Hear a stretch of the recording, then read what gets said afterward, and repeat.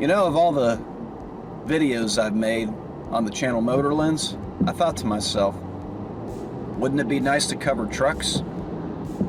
It was until I came across a friend of mine from church who told me about this Chevy pickup he bought, which was a barn find, which he purchased, in fact, at a car show in Daytona. So, I went to his house, I checked it out, and I found out a lot more about it. To the Turkey Rod Run in Daytona. They've got a pretty big car show there every year in a swap meet. I bought it when we were on that trip, actually. Didn't have much plans to buy it at the time. I've wanted one for a while, but didn't anticipate bringing one home. I didn't even have a trailer or nothing with me at the time, so that was a fun experience. We had to rent a U-Haul and all that stuff, so it was cool. The inspiration behind it, one of my other buddies, Ian, actually has, I think it's an 84 C10 or an 86 C10 that him and his dad have done together, and it's a very nice truck. It's got full ride tech suspension. It's got a 6.0 V8 with a big turbo on it out of a truck that they've redone, and so his was kind of like the inspiration for it. I really liked the idea and the idea of the LS swap and redoing the truck, so his was the inspiration for it for sure.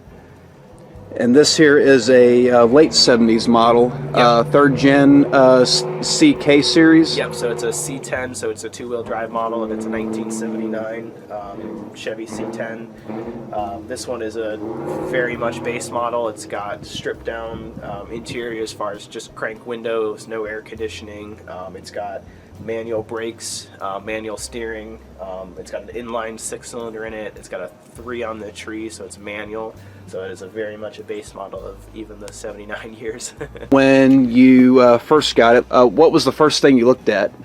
First thing, of course, you're looking at the body and the amount of rust, and it kind of scares you away. There's a few spots on this thing. The doors and the rockers and stuff like that are kind of rotted out, but it kind of gave me a cool idea to like almost keep like a farm truck style truck, where the goal is to put a big powertrain into it and redo the interior and make the engine bay like really clean and really nice, but then my goal is to really leave the body almost in the shape that it's in now, so you know, it looks like a farm truck. People aren't really expecting it to be more of a sporty truck when it's done, you know? Overall, the goals will be to put an engine swap of an LS, yep. Replacing the current one that's in. That's yep. I'm assuming like all original. Yes, this is completely original. It's a 250 cubic inch inline 6-cylinder single barrel carburetor. It is as basic as it got for the day. I don't know of anything that's not original on it other than like the radiator and the alternator and some hoses that have been changed out in the battery, but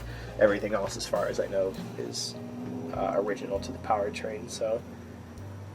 All right. And then the 4.8 liter V8 I pulled out of a 2000 Chevy Silverado 1500, and it's got a 4L60 transmission with it, so we'll be converting also from a 3-speed manual to a 4-speed automatic, and then the 4.8 liter V8 will be a big upgrade from the 250 cubic inch inline 6-cylinder.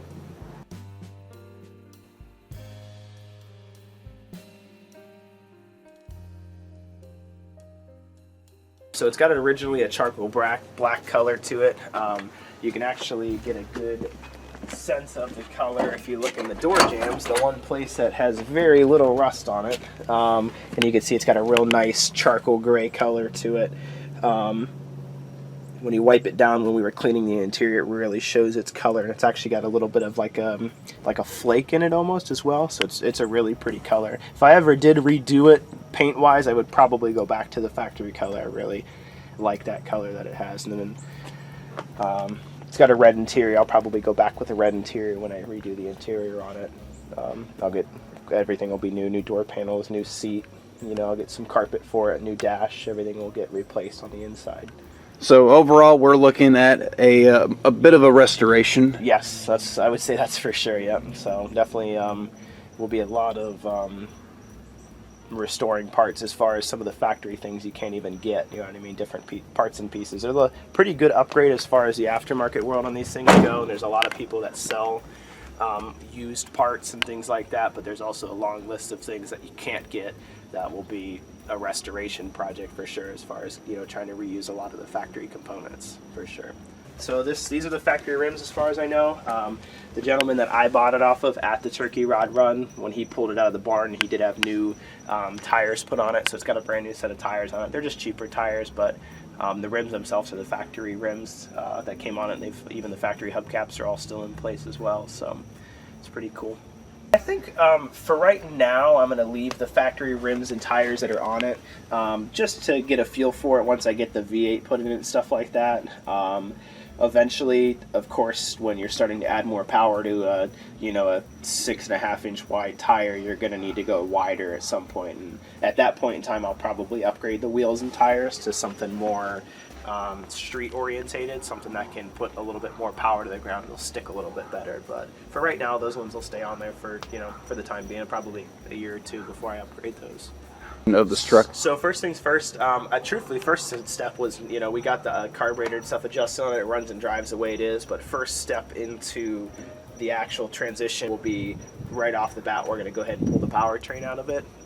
From there, once we pull the powertrain out, we'll probably strip the engine bay down. We'll remove all the components from it, and then we're going to actually clean it up really well, probably replace some of the components that are a little bit too rusty, and then I'm going to have a buddy of mine that does paint work for a living to come over and paint the engine bay, just to give it a real nice new clean aspect with the new motor that's going in it, so it'll kind of offset from the rusty body of the vehicle itself. So. And going for the straight up, factory black, just like the exterior. Yeah, so I think that I'm not 100% set on the color for the engine bay and all that yet. I'm either going to go for like a charcoal gray, like the factory color the truck was, or for just a basic, maybe satin black or something like that. I don't have my mind set on that.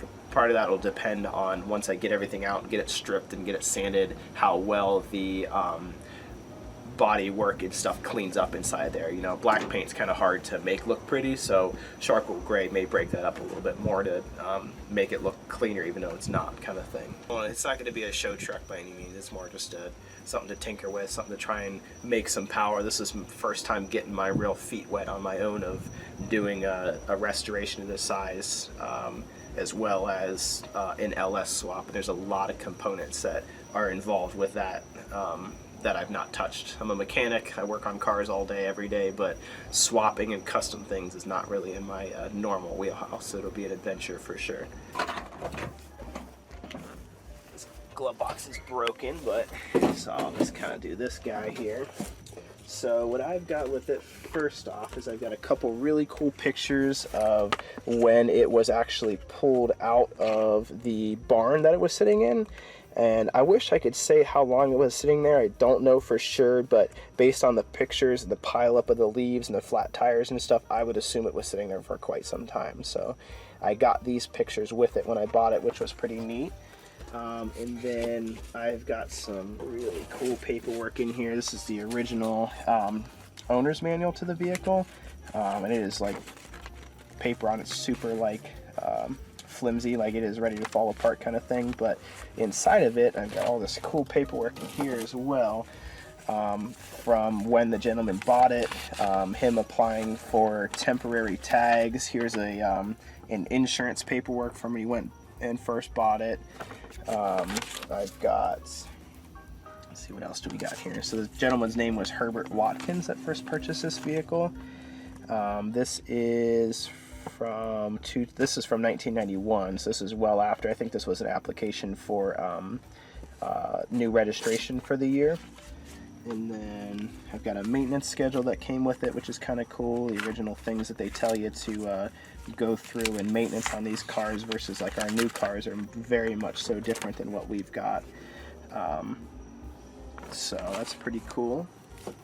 I've got some, here's the warranty information for the original one. This has got the guys from data delivery for the first retailer was 127 of 79, so that's when the first guy just bought it. It's got his name and his address.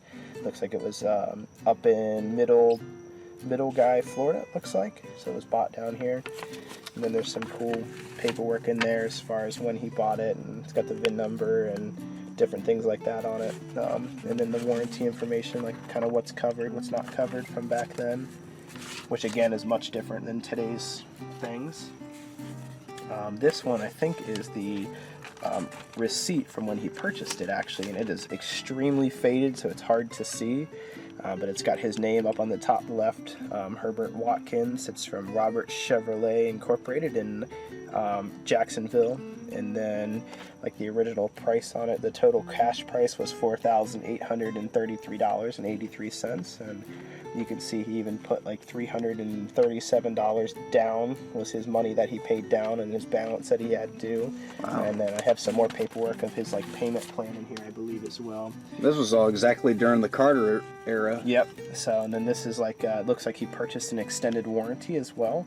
So this is basically expires 50,000 miles or 36 months, which is pretty cool. And there's some more information in here on that with the guy's name. This one looks a little bit better, but you can see the original odometer reading right there is 40 miles from when he bought it and bought the original warranty on it.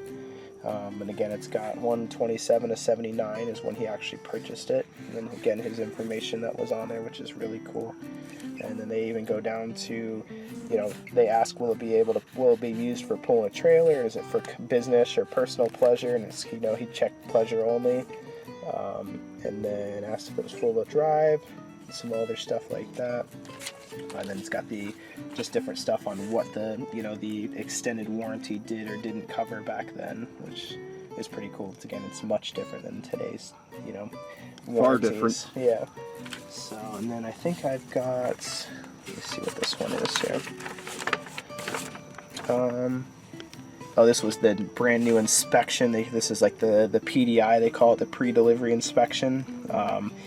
This has only got 5 different things on it, which when I worked at the dealership, we had a list of about 172 different things now that we have to check on all these vehicles whenever we have a new one come off the truck, and we're checking it before it gets delivered to a customer. So it's pretty cool that it's only got 5 things on it versus 172 like we have nowadays. Would you look at that? Of course, it's got that 125 of 79 date on it as well, so when he first bought it. So, and then I think I've got, this is just a little pamphlet on that extended warranty that he bought, what it does or doesn't cover.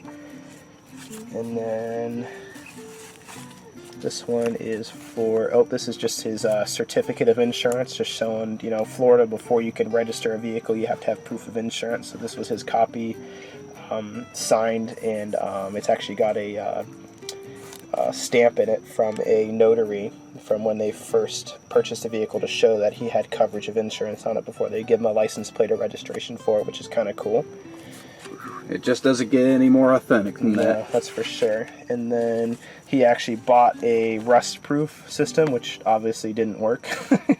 It's just an extended warranty, limited 5-year warranty that just said it wasn't going to have any rust or anything like that. So, well, barn finds can do that. Yeah. It'd be really crazy if it still had some warranty coverage on it for rust, wouldn't it? And then this was just an application, his original application for a temporary tag. Obviously, back then they didn't have just a desk full of new license plates, so you had to have a temporary tag on the truck for a period of time. You could see he bought it again January 27th, and it was good for a little under a month. In that time, he would have had to go get a permanent tag for the vehicle, license plate. So I got a little manual here for the radio, how to work the radio, which doesn't function anymore, but it's kind of cool. This was actually an upgrade to have the radio in the truck. Even back then, it's on the original invoice from when he purchased the vehicle is an option that he had to purchase, which is pretty cool. So I think that was all that I have. Looks like he's got a receipt from a battery being put in 2008, so I think I can only figure that he was actually driving it up to that period of time. It's from Walmart. It's pretty faded, but the original price of that battery in 2008 was $55, which is extremely cheap compared to today, because I can't even buy a battery for under a couple $100 nowadays. So even back, the price of inflation. That's exactly right. So yeah, I got some pretty cool paperwork that came with it, which is, I didn't know it at the time. I actually found this once I got it home and was cleaning the truck and discovered all this stuff in the glove box there. So, and then when I first got the title, it had showed that the guy that I bought it off of the original owner as well, which was really cool. So it's only had like 2 owners before me, and the one guy just bought it to basically flip it. So, and here's the installment contract that came with it too. So he made payments on it, and it shows his interest rate of 11.8%. Oh, where do you see that? That is actually right here. So he had an APR of 11.8%. He had 48 months to pay it off, and his payments were $128.27 a month, which is much cheaper than a car payment nowadays. I wish I could get a payment that cheap. So, and it shows right there, right where you're on right now is his down payment, like we talked about earlier, and it's got all his information up at the top for Middleburg, Florida, which I believe is up near like Jacksonville or like Frostproof area. Somewhere around there. So, and then there again is his total price, $4,800, $4,833.83 was his total purchase price on it. Oh, wow. Which is pretty cool. So I paid half of that for the truck just to get it, and it's how many years later, you know? So.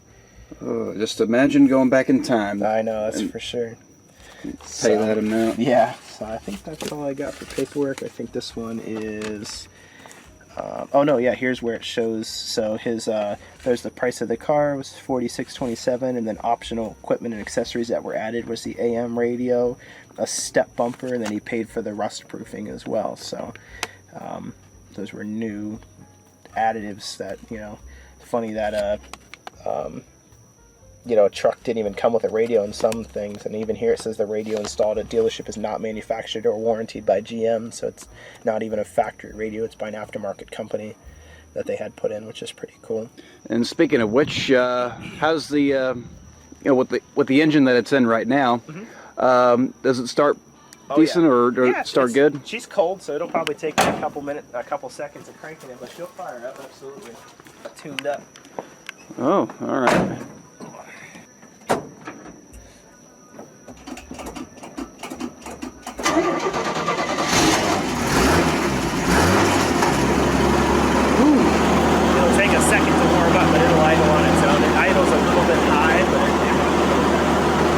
Very nice. Yeah.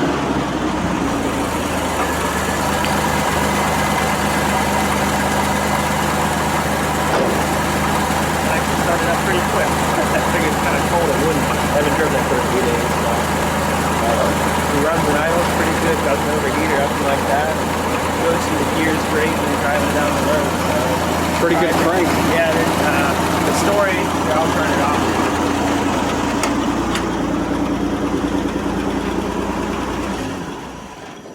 So the guy that I bought it off of that pulled it out of the barn as well said that the only thing that he actually had to do to the vehicle was put a new alternator on it and a new battery in it, and it fired up. He didn't even have to put fresh gas in it or anything, and it had been sit for years and years, which is pretty incredible. So. And this is the owner that you got it from at the show? At the show, yes. So he would be like the second owner of the vehicle. And his intention was to flip it. That's what he does for a living. So he finds these vehicles in barns and then buys them like this and then flips them to make a profit off of them. So I see. And so, and on the books, that makes you overall the third owner. Technically, yes. Technically, I'm the third owner of it. So as far as driving it and using it for truck purposes, I would be the second owner in that case. So. So once it's all put together, what's next for it? Going to take it on road trips? Yeah, I'd like power to, tours? Yep, I'd like to be able to take it back up to the Turkey Rod around where I bought it from and drive it there. You know what I mean? Would be my first step, and then around town from there. But ultimate goal with it is I'd like to put some sort of power adder, a turbo or something like that on it to toy with, I guess. I've never had a turboed vehicle that's not factory with the turbo, so it'll be pretty cool to go through the process of the tuning and the different things that come along with that, and the fabricating and things like that come with putting a turbo on a vehicle that's not really designed for it. It definitely has a future, just by looking at it everywhere, inside, out, and you got yourself a keeper. Yeah, by future, I think you mean a lot of work, but that's for sure.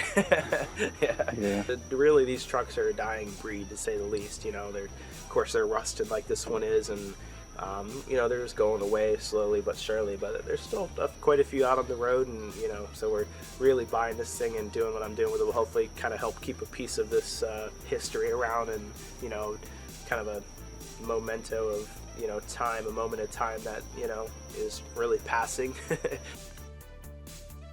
What Nathan Conley's story has taught me is that you gotta know where to look to find a good car story.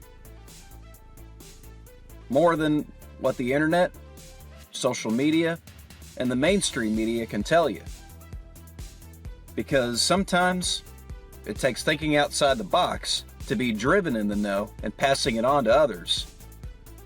Because this little thing called the motoring world is larger than it seems, and the pursuit of the truth can go a long way.